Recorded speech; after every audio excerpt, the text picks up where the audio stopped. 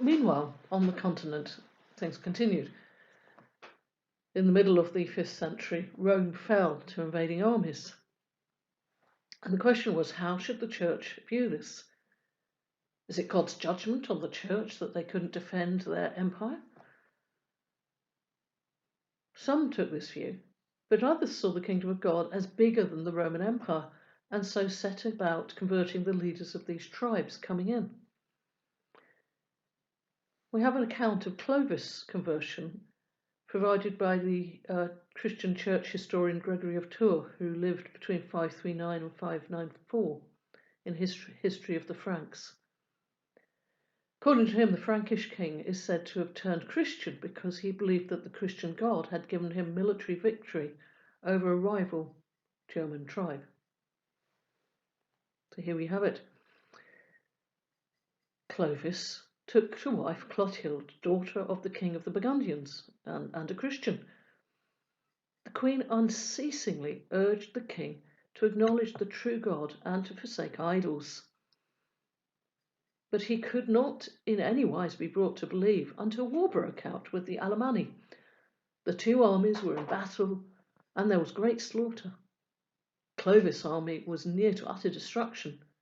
He saw the danger and raised his eyes to heaven, saying, Jesus Christ, whom Clotilde declares to be the Son of the living God, who, it is said, givest aid to the oppressed and victory to those who put their hopes in thee, I beseech thee, grant thy aid. And if thou shalt grant me victory over these enemies, I will believe in thee and be baptized in thy name. For I have called upon my gods, but they are far removed from my aid. So I believe that they have no power, for they do not succor those who serve them. Now I call upon thee, and I long to believe in thee. When he had said these things, the Alemanni turned their backs and began to flee. When they saw their king was killed, they submitted to the sway of Clovis, saying, Now we are thine. After Clovis had forbidden further war and praised his soldiers, he told the queen how he had won the victory by calling on the name of Christ. The queen sent for the blessed Remigius, bishop of the nearby city of Rheims, praying him to bring the gospel of salvation to the king. And the priest, little by little and secretly, led him to believe in the true God and forsake his idols, which could not help him or anybody else.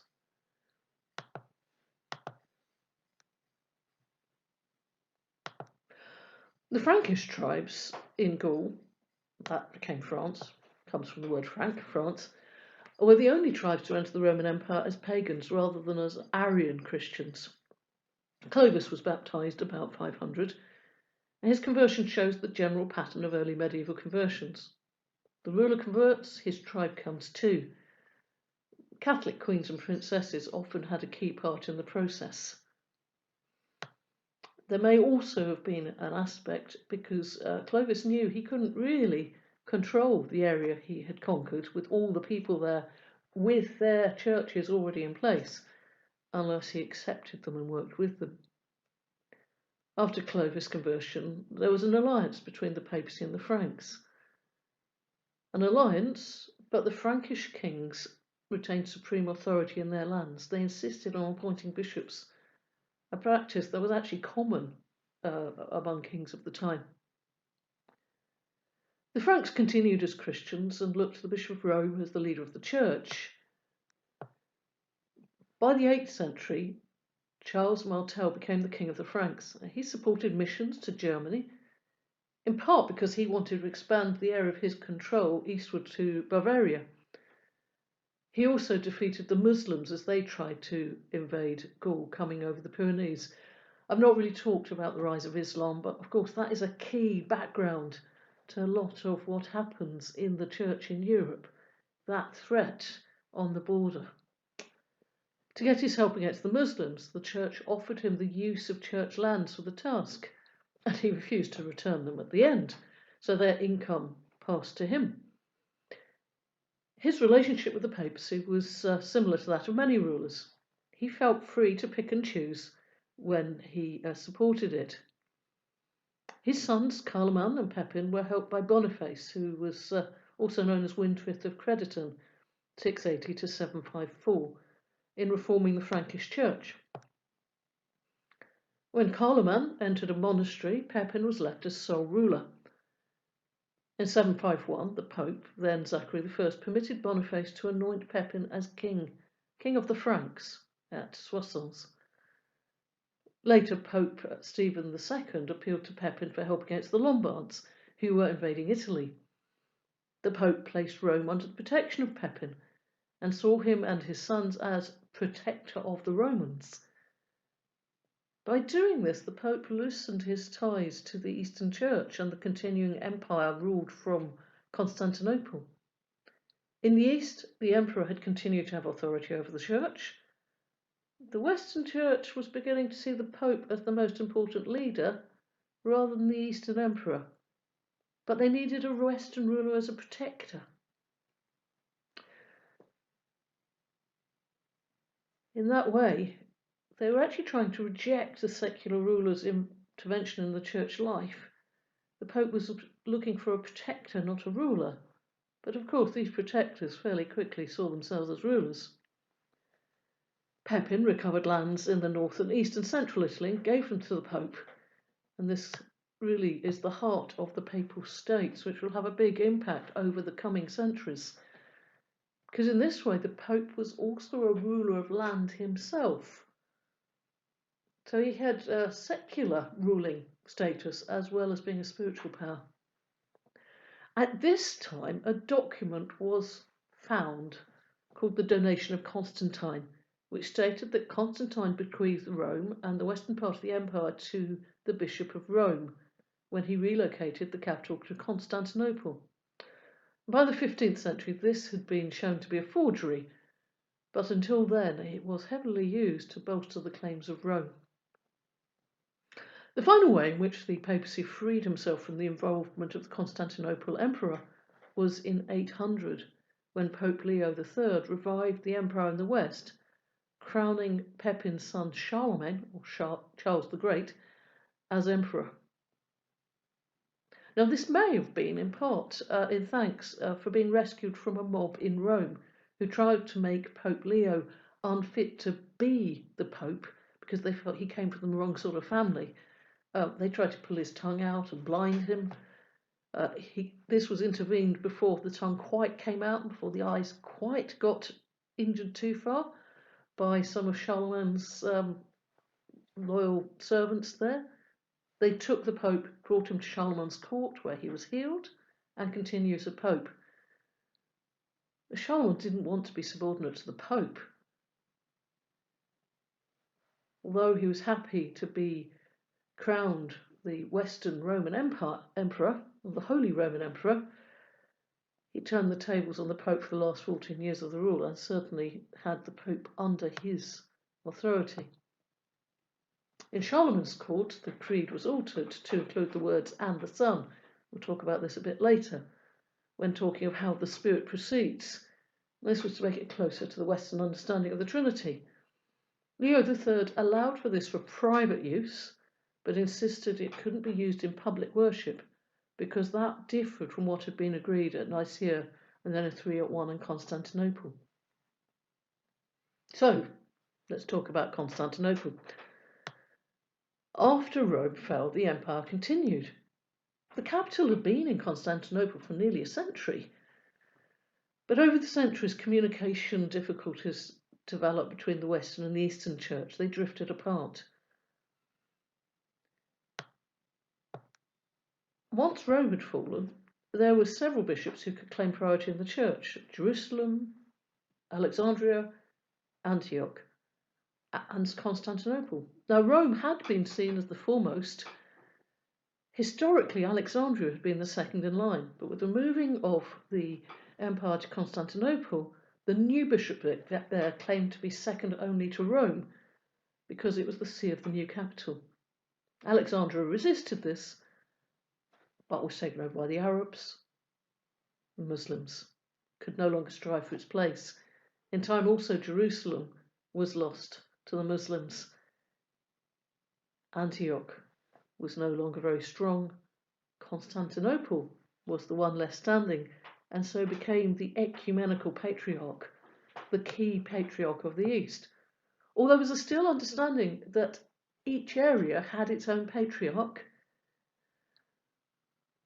the bishops had a key role in the upholding of scripture and the apostolic tradition in the East, but church government was through a local council or synod, made up of the bishop, the local clergy, and influential laymen.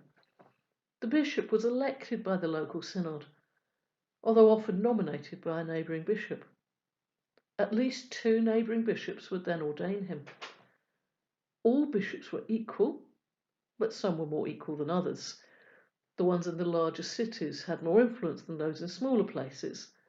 And each province of the empire had a capital city. Its bishop was seen as preeminent, the metropolitan bishop. The chief of these were known as patriarchs. So we have Rome, Alexandria, Antioch, Jerusalem, and Constantinople were eventually the patriarchates. Alexandria, Antioch, and Jerusalem lose their influence because although they're still there, they don't have the support of the rulers. To have a council of the whole church, you needed representatives from each of those patriarchates. If the church's teaching was to change, it had to be accused by an ecumenical council.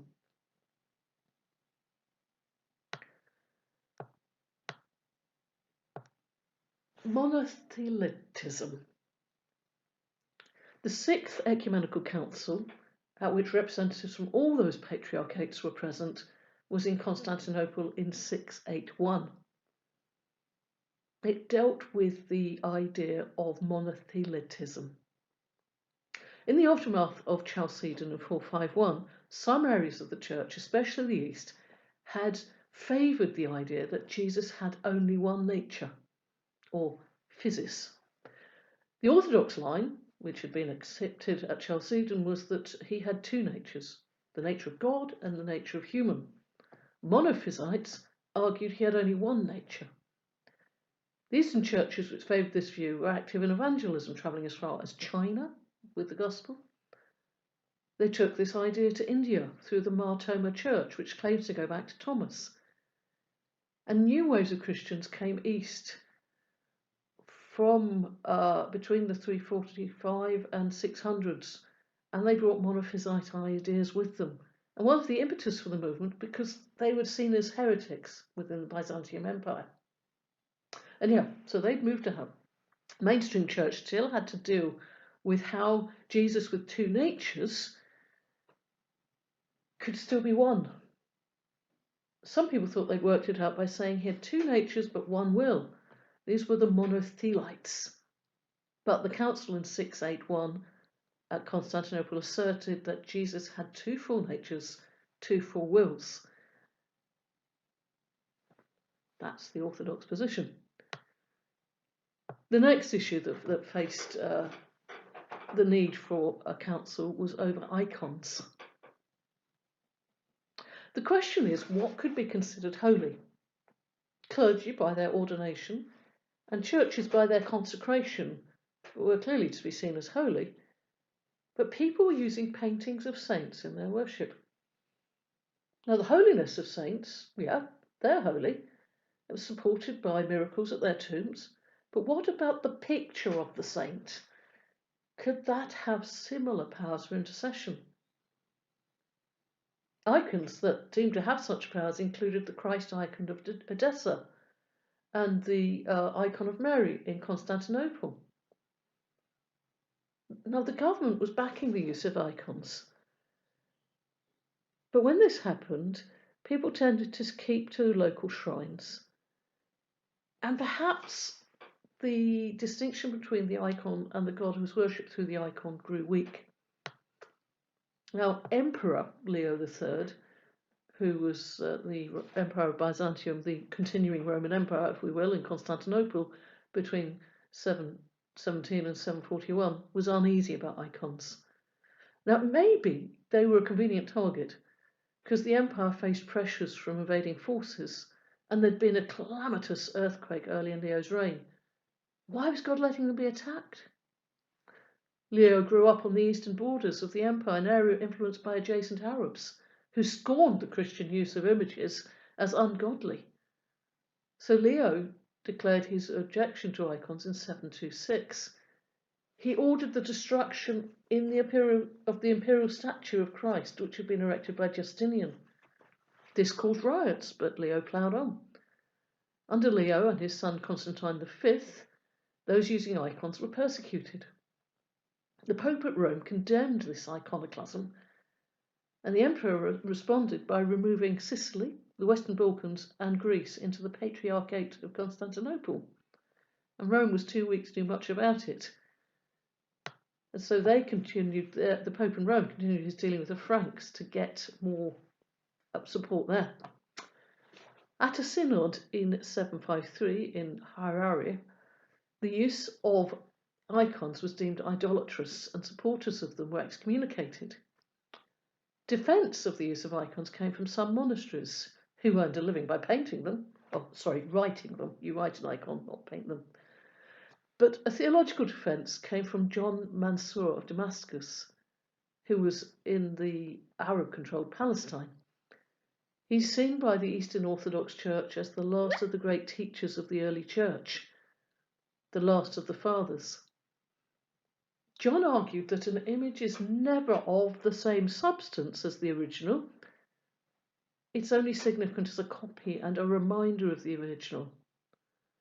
But that to deny that an icon could depict Christ was to deny that the material could be used to show the divine. And that would deny the incarnation. So icons could be venerated, but only as an aid to worship, as a reminder. In 787, the Seventh Ecumenical Council in Nicaea was held, although representation from the West was very sparse, and this affirmed John of Damascus' teaching. Iconoclasm had some more phases of influence after this, including under the Emperor Theophilus in the 9th century. John Grammaticus, who was then the Patriarch of Constantinople, urged him to exile or execute the users of icons. His widow, acting as regent for her son, Michael, to become emperor, saw the issue dividing and harming the empire. And because of that, she abandoned the iconoclastic policy. A synod of 843 deposed Grammaticus and confirmed the decrees of the Seventh Council. And each year the Orthodox churches celebrate the first Sunday of Lent as the Feast of Orthodoxy to commemorate the end of the iconoclastic controversy. The Orthodox Church sees itself as the church of the seven councils of which representatives of the whole church were present. And the worship of the Orthodox Church is called the liturgy.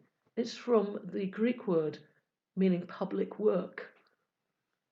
If you remember Basil, one of the Cappadocian fathers, he wrote a long form of the liturgy, which is still used 10 times a year, with a shorter form used in between. Worship is seen as the collaborative work between the people and the priest. In fact, orthodox means right glory. The church is giving God his due glory for who he is. Two pictures. Can you tell which was painted in the West and which in the East? And how can you tell? When we come back together, I'll be asking you that question. In the notes, I talk a bit about how Christianity continued to spread eastwards, how we get the Slavic states converted, talk about the Kiev Rus, and for the Cyrillic text, do go and read those notes. But I think for now, we'll come back together.